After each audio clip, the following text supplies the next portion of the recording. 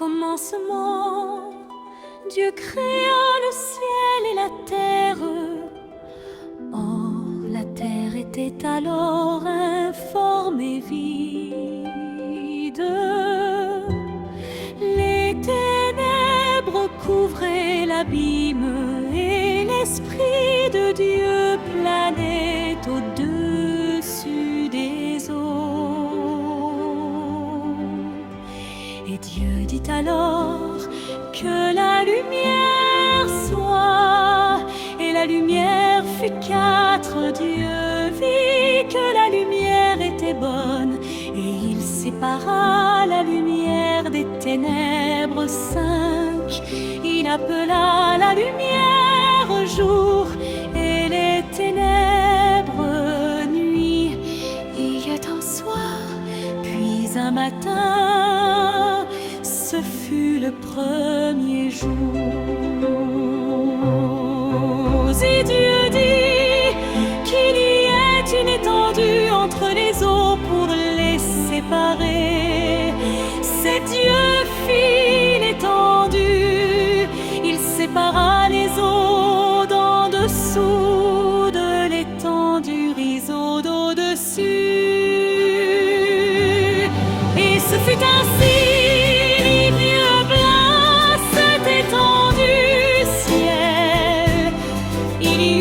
Soir, puis un matin, ce fut le deuxième jour. 9.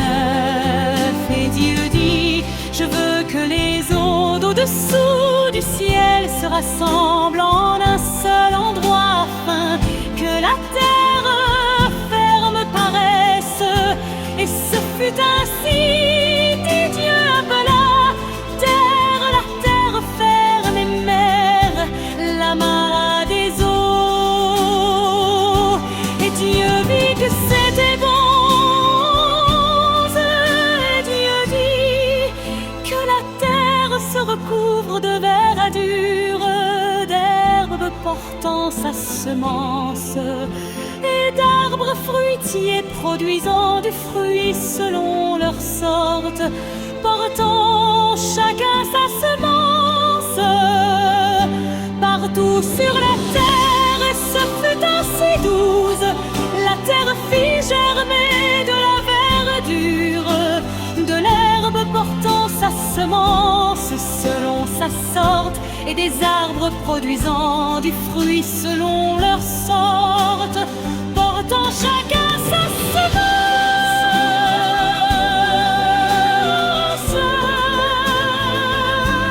Dieu vit que c'était bon. 13. Il eut un soir, puis un matin, ce fut le troisième jour. Matin, et Dieu dit que dans l'étendue du ciel, il y ait des luminaires pour que l'on distingue le jour de la nuit, et pour marquer les saisons, les jours et les ans 15. Que dans l'étendue du ciel, ils servent de luminaire pour illuminer la terre. Et ce fut ainsi. 16. Dieu fit 2 grands luminaires, le plus grand des 2, afin qu'il préside au jour, et le plus petit pour présider à la nuit. Il fit aussi les étoiles. 17. Il les plaça dans l'étendue du ciel afin d'illuminer la terre. 18. De présider au jour ainsi qu'à la nuit, et de séparer la lumière des ténèbres. Et Dieu vit que c'était bon. 19.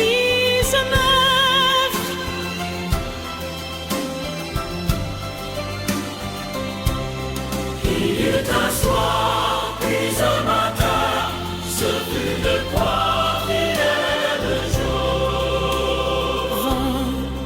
20. Et Dieu dit que les eaux foisonnent foisonne d'une multitude d'animaux vivants et que des oiseaux volent dans le ciel au-dessus de la terre. Alors Dieu créa les grands animaux, là, et tous les êtres vivants qui se meuvent et foisonnent dans les eaux selon leur sorte, et tous les oiseaux ailés selon leur sorte. Et Dieu vit que c'était bon. 22. Et il est béni en ces termes. Soyez féconds, multipliez-vous, remplissez les eaux des mers, et que les oiseaux aussi se multiplient sur la terre. Puis un matin, ce fut le 5e jour. Ce qu'Afrique de la terre produise des êtres vivants, surroule sciente des bastions, des reptiles et des insectes, et des champignons.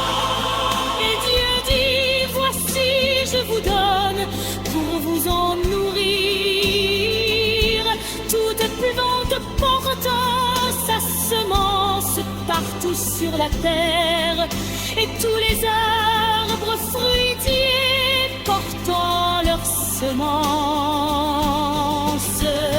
30. Je donne aussi à tout animal vivant sur la terre, aux oiseaux du ciel, à tout animal qui se meut à ras de terre, et à tout être vivant, toute plante verte pour qu'ils s'en nourrissent.